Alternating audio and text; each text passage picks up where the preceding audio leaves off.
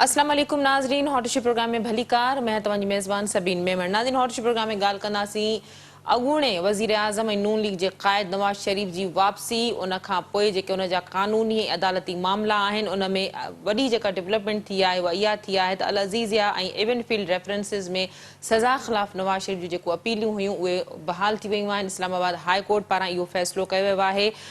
त नवाज़ शरीफ़ पारां जेके सज़ा ख़िलाफ़ अपीलूं दायर कयूं वयूं हुयूं उन्हनि खे बहाल कयो वियो आहे। उन खां पोइ नवाज़ शरीफ़ जी जेका ज़मानत बाबति रिटन आर्डर में शयूं साम्हूं ईंदियूं। नून लीग खे तमामु वॾो इहो रिलीफ मिलियो आहे ऐं तकड़ा तकड़ा अदालती या क़ानूनी जेके मामला आहिनि नवाज़ शरीफ़ जी वापसी खां पोइ उन्हनि खे जंहिं तरीक़े सां उकलायो पियो वञे त इहो बिल्कुलु सियासी हवाले सां सिनारियो हिकिड़ो वाज़े नज़र अचे थो, जंहिं ते PTI बि तनक़ीद करे पई त गॾोगॾु हिन वक़्तु पीपल्स पार्टी बि इन समूरे प्रोसेस ते तनक़ीद कंदे नज़र अचे थी। पीपल्स पार्टी जो चवणु आहे त लेविंग प्लेइंग फील्ड उन्हनि खे न मिली रही आहे, जॾहिं त नून लीग जे कुझु अॻुवाणनि जो चवणु आहे त हुननि ते जेको जबर कयो वियो, उन ते जेको तशदुद कयो वियो, उन्हनि जा जेके मामला हुआ हाणे अदालत पारां उन्हनि सां इंसाफ़ जूं तक़ाज़ाऊं पूरियूं थींदे नज़र अची रहियूं आहिनि। इन समूरी सियासी सूरत हाल ते ॻाल्हाइण जे लाइ असांखे हिन वक़्तु सीनियर सहाफ़ी तज़निगार रज़ाक खटी जॉइन कयो आहे। रज़ाक भली कार, तव्हां असांखे प्रोग्राम में जॉइन कयो। रज़ाक, अॼु जेका पॉलिटिकल डेवलपमेंट थी आहे सियासी हवाले सां चई सघिजे थो या क़ानूनी हवाले सां, नून लीग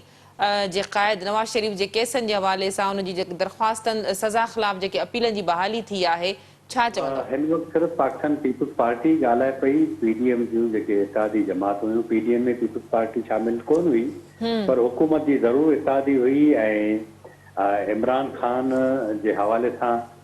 जेके मामला हुआ उनमें एस्टेब्लिशमेंट खे रेस्क्यू करण में पाकिस्तान पीपल्स पार्टी शामिल हुई। पर छाकाणि त नून लीग जो अंग क़ौमी असेंबली में वधीक हो त उनजे नतीजे में उनजो हुकूमत में बि शेयर वधीक हो। ज़ाहिर आहे नून लीग उनजो सियासी नुक़सान बि खयो आहे। पर तव्हांखे यादि हूंदो त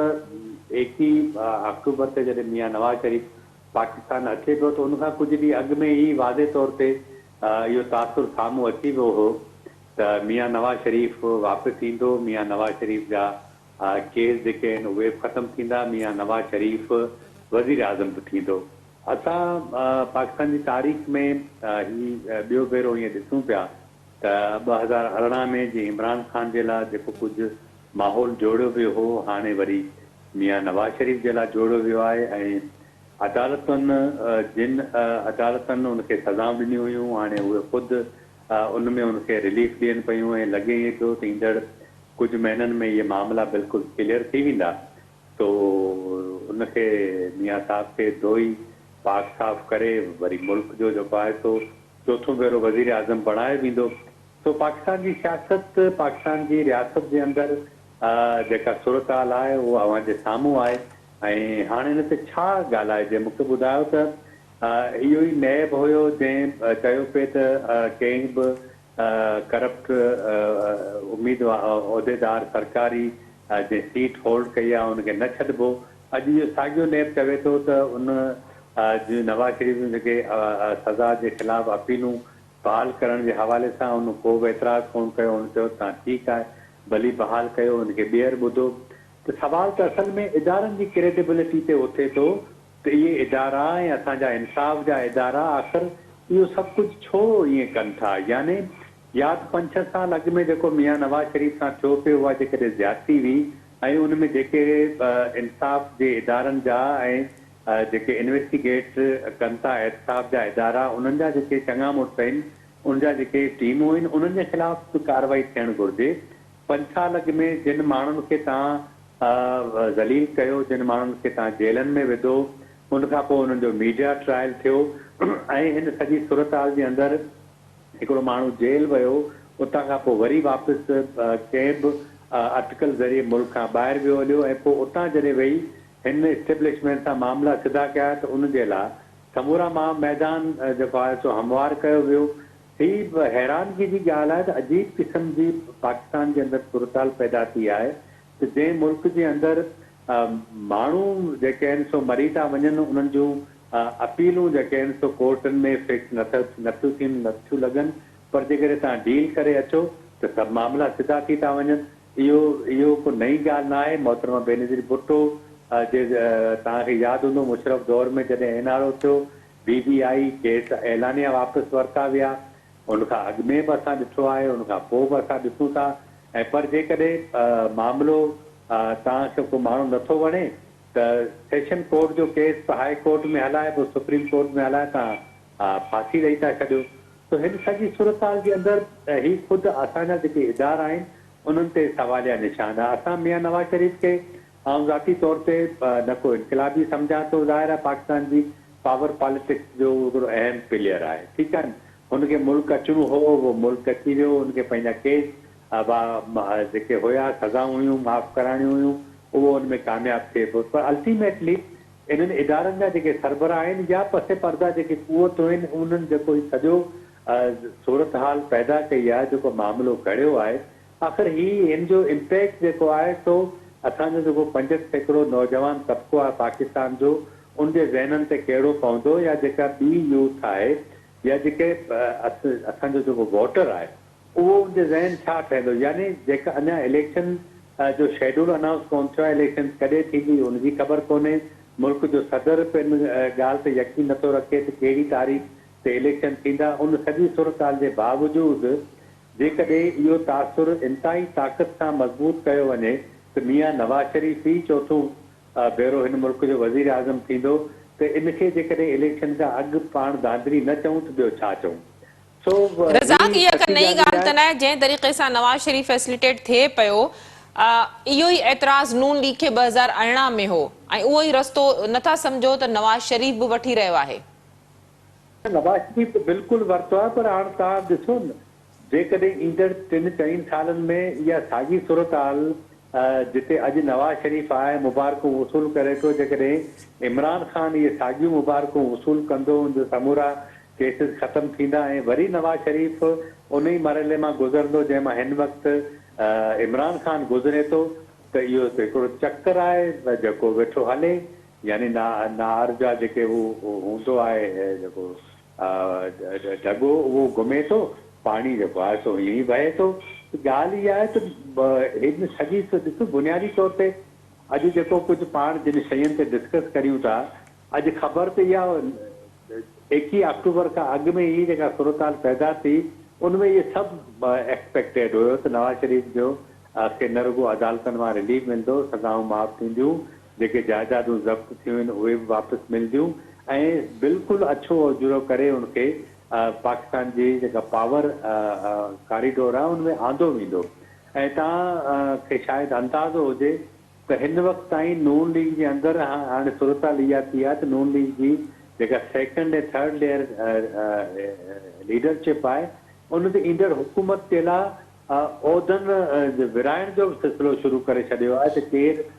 वज़ीर दाख़िला थींदो, केरु स्पीकर थींदो, केरु वज़ीर ख़ारजा थींदो, इन क़िस्म जी सूरत हाल आहे। अच्छा रज़ाक, वज़ीर आज़म केरु थींदो?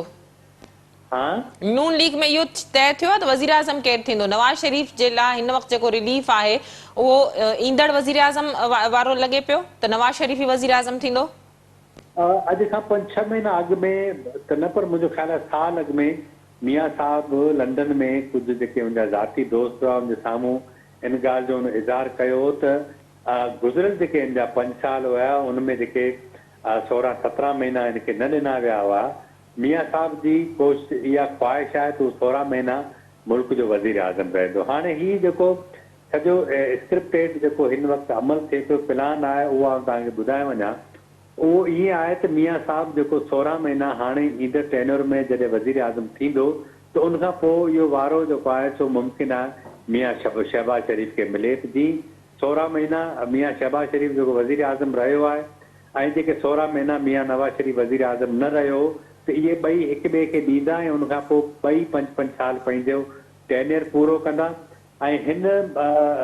जेका सॼी सूरत हाल पई थिए उनमें इहो आहे त मियां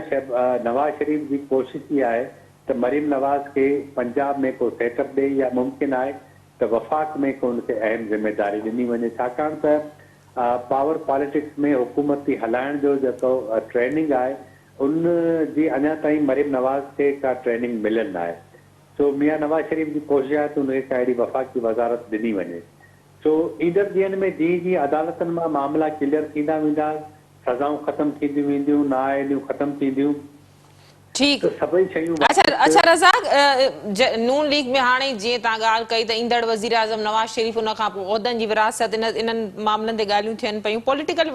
विक्टिमाइज़ेशन जो नून लीग शिकायतूं कंदी रही आहे त उन्हनि खे शिकार रखियो वियो। दरगुज़र कयो वेंदो जेके उन्हनि सां मामला थिया,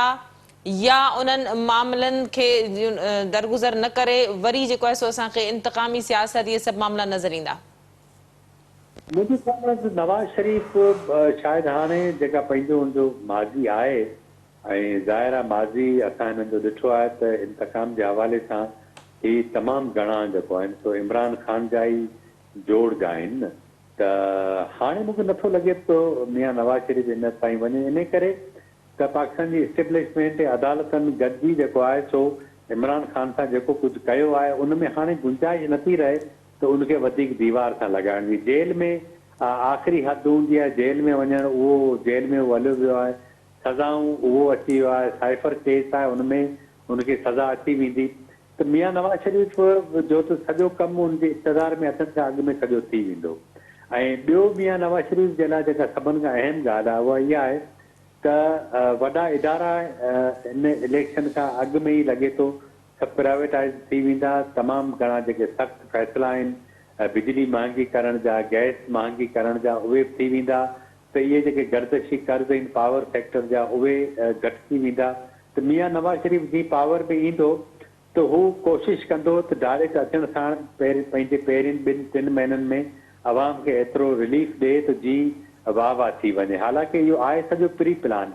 ऑलरेडी शयूं तय थियल आहिनि, पर छाकाणि त शॉर्ट मेमोरी असांजी आहे अवाम, तो उहो ताड़ियूं वॼाइण में लॻी वेंदी। पर हाणे हिन सॼे मंज़रनामे में जेका अहम ॻाल्हि आहे उहा इहा आहे त जेकॾहिं पाकिस्तान पीपुल्स पार्टी PTI जे इलेक्शन में जेको लॻे पियो त इस्टेब्लिशमेंट या रियासती इदारा जेके आहिनि उहो मुमकिन आहे उनखे रोकीनि इलेक्शन में PTI खे, पीपुल्स पार्टी उन ते जेको आहे सो रेज़िस्ट कंदी। ऐं सची ॻाल्हि इहा आहे त जेकॾहिं PTI खे मैदान खुलियल न मिलियो त इहे जेके बि इलेक्शन थींदा जनरल इलेक्शन उनजी क्रेडिबिलिटी ते आङिरियूं उथणु शुरू थी वेंदियूं ऐं उनजी का लेजिटिमेसी बि न रहंदी अख़लाक़ी तौर ते।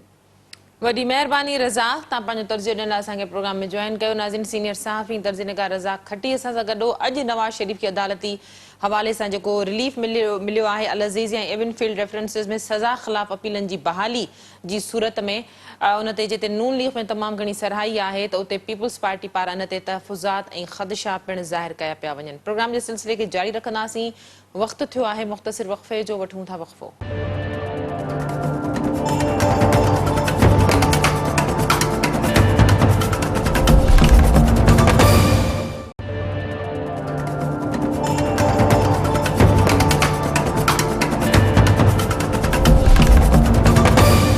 वेलकम बैक नाज़रीन, प्रोग्राम के सिलसिले के अॻिते वधाईंदासीं। इन ई समूरी सूरत हाल ते ॻाल्हाइण जे लाइ असांखे नून लीग सां तालुक़ु रखंदड़ अॻूणी MPA ऐं सीनियर सियासी अॻवान सोरठ थेबो जॉइन कयो आहे। सोरठ भलीकार, तव्हां प्रोग्राम में जॉइन कयो। सोरठ, नून लीग जे क़ाइद अॻूणे वज़ीर आज़म नवाज़ शरीफ़ खे अदालती हवाले सां अॼु वॾो रिलीफ मिलियो आहे, जेको अल अज़ीज़ ऐं एविनफील्ड रेफरेंसिस में सज़ा ख़िलाफ़ अपीलनि जी बहाली ऐं ज़मानत ते ज़ाहिर रिटन ऑर्डर खां पोइ तफ़सील साम्हूं ईंदा। नून लीग इन फैसले जे लाइ ऑलरेडी तयार हुई, उन सॼो प्री प्लान हो, नवाज शरीफ़ जी वापसी, उन खां पोइ इहे मामला कीअं थो ॾिसो? ॾिसो, सभिनी पहिरीं ॻाल्हि इहा त सिधी सही ॻाल्हि आहे त नून लीग खे इंतकामी कार्रवाई जो निशानो बणायो, किताब में मड़िया विया। ज़ाहिर आहे जॾहिं हाणे शयूं आयूं मियां साहिब अदालत वञे पियो त उते उहे शयूं वाज़े तौर ते आहिनि। अदलिया सम्झे पई कि सभु शयूं सियासी बुनियादुनि ते इंतकामी कार्रवाई ते ऐं नून लीग खे जेको आहे सो दीवार सां लॻाइण जे करे कयूं वयूं। त पोइ कूड़नि केसनि ते मिले थो त इन ते कंहिंखे एतिराज़ छो ॾियणु खपे, छो ॾियणु खपे त हिकिड़े सियासी अॻवान खे जेको हिन मुल्क जो वॾे में वॾो अॻवान रहियो, 3 दफ़ा वज़ीर आज़म रहियो, मुल्क खे तमामु वॾो रिलीफ ॾिनो, हुनजी तरक़ी कई, ऐं उनते उनखे जेकॾहिं कूड़नि केसनि ते रिलीफ मिली रहियो आहे त इहा बहितरी ॻाल्हि आहे। त ख़ुशि हुजणु खपे सभिनी खे, सभिनी जमहूरी क़ुवतनि खे ख़ुशि हुजणु खपे त कूड़नि केसनि ते जेको आहे सो रिलीफ मिली रहियो आहे। त इहा त सोरठ माज़ी में जेको नेब जो किरदारु रहियो त उन ते यकीनन जेके नेब पारां कार्रवायूं कयूं उन ते केतिरा ई सवाल ऐं तहफ़ुज़ात पंहिंजी जाइ ते मौजूदु आहिनि पर हाणे उहो ई नेब आहे जंहिंखे कंहिं बि मामले ते को एतिराज़ न उथियो त इन ते केतिरा ई सवाल त उथनि था न। ॾिसो न सुवाल उथण जो त कहिड़ा सुवाल था उथनि, कहिड़ा त कूड़ा केस छोड़ मड़िया पिया, कहिड़ा सुवाल था उथनि त बाबा डेम वारे जेको आहे सो पुट जे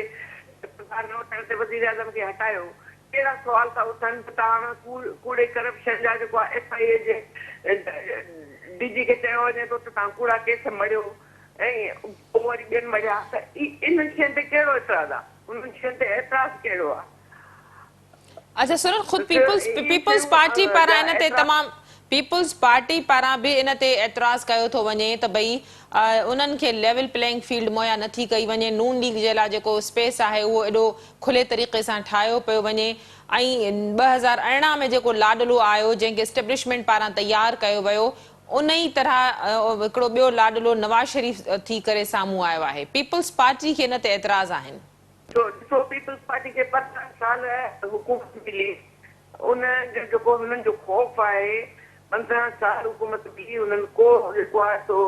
आवाम खे जो बहितरी कोन आंदी, ज़ाहिर त उन्हनि खे ख़ौफ़ आहे त असां अची कोन सघंदासीं त हाणे कहिड़े न कहिड़े नमूने सां एतिराज़ वारनि कहिड़ो जेको आहे सो हुनखे असांजी लीडर खे जेको आहे रिलीफ मिलियो उनखे त इहो रिलीफ मिलियो त उहो गैर कानूनी केस आहे उहो ख़तमु थिया, बाक़ी ॿियो कहिड़े क़िस्म जी जेको आहे सो फ़ाइदो वरितो आहे उहो अॼु बि जेको आहे सॼी पार्टी जो क़ाइद जेको आहे इन ते क़ाइमु आहे त वोट कोई सघिबो, असां उन ते अॼु बि क़ाइमु के आवाम चूंडींदो बेशक भले उहो ई हुकूमत करे, हाणे ख़ौफ़ उन्हनि खे आहे जेके सम्झनि था त असां नाअहली ॾेखारी आहे असांखे माण्हू आवाम वोट कोन कंदो उहे ख़ौफ़ दाऊं कूकू करे रहिया आहिनि। अच्छा सूरत इन रिलीफ खां पोइ जेका सूरत जेको माहौल हिन वक़्तु सियासी हवाले सां जुड़ी रहियो आहे या अॻियां जेको माहौल जुड़ंदो जंहिंमें अॻूणो वज़ीर आज़म नवाज शरीफ या नून लीग जो क़ाइद पाण खे चोथों भेरो मुल्क जो वज़ीर आज़म थींदे ॾिसी रहियो आहे, सियासी मामला कहिड़े तरफ़ वेंदा, छा जेको वियो वापरियो उनखे दरगुज़र कयो वेंदो या उनखे रिपीट कयो वेंदो या इंतकाम वारी सियासत वर्जाई वेंदी, नून लीग जो छा इन हवाले सां मौक़िफ़ रहंदो? नून लीग जो वाज़े तौर ते मौक़िफ़ रहियो आहे त इंतकामी कार्रवाई में असां यकीन नथा रखूं, हा बाक़ी उहा आहे त जेको मुल्क ऐं आवाम खे नुक़सानु थियो आहे जेको जेके इदारनि खे नुक़सानु ॾिनो आहे उन ते कानूनी कार्रवाई थियणु घुरिजे, उन ते कानूनी कार्रवाई बिल्कुलु थियणु खपे, बाक़ी अहिड़े क़िस्म जी इंतकामी कार्रवाइनि जो जेको आहे असां इन ते यकीन कोन था रखूं त कंहिंसां जेको आहे ज़्यादती थिए, त ज़्यादती जे हवाले सां त असां कॾहिं बि सोचियो बि न आहे, सोचो न बाक़ी अवाम जी हींअर उमेदूं जेको आहिनि सो हिकिड़े ई आहिनि, उहो आहे मियां मोहम्मद नवाज शरीफ साहब। हेलो जी जी जी सोरठ कंटिन्यू प्लीज।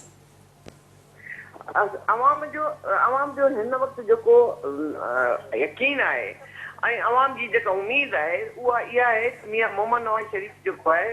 उहो ई हिन मुल्क जी बहितरी आणे सघे थो, उहो ई हिन मुल्क खे तरक़ी ॾेई सघे थो, उहो ई हिन मुल्क खे अमुन ॾेई सघे थो, उहो ई माशी बहितरी आणे सघे थो, ॿियनि मुल्कनि जूं पाड़ेसी मुल्कनि जो एतमाद हिकिड़े ई उन लीडर ते आहे। ठीकु। अच्छा सोरठ हिन वक़्तु जेको PTI जे हवाले सां जेके कानूनी मामला आहिनि, इन केस अगरि PTI इन जेके चूंड वारो प्रोसेस आहे इलेक्शन वारो जेको सिनारियो जुड़ंदो उन में जेकॾहिं PTI ॿाहिरि रहे थी त पोइ नून लीग जो छा मौक़िफ़ हूंदो? असां कॾहिं बि इहो न सोचियो आहे त PTI या ॿाहिरि रहे, बाक़ी कानून ऐं आईनी तौर ते सभिनी खे फेस त करिणो पवंदो न, जेकॾहिं तव्हां हिन मुल्क जे इदारनि ते हमिलो कयो था, तव्हां जेको आहे सो मुल्क में मुल्क जी बदनामी कयो था साइबर जे हवाले सां या ॿियूं शयूं, त उन्हनि खे फेस त करिणो पवंदो,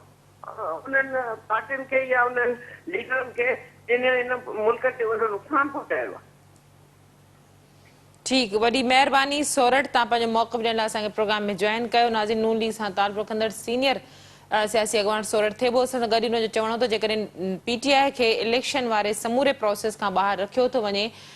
त 9 मई खां पोइ जेका PTI पारां जंहिं तरह 9 मई वारो वाक़े में PTI इन्वॉल्व रही त उनजो एहतसाब ज़रूरु थियणु घुरिजे। अदालती मामला हूंदा, कानूनी मामला हूंदा, जॾहिं त पीपल्स पार्टी इन ते रेजिस्ट ज़रूरु करे सघे थी। ज़ाहिर आहे चूंडनि ते बि केतिरा ई सवाल उथंदा। जमहूरी अंदाज़ में जेके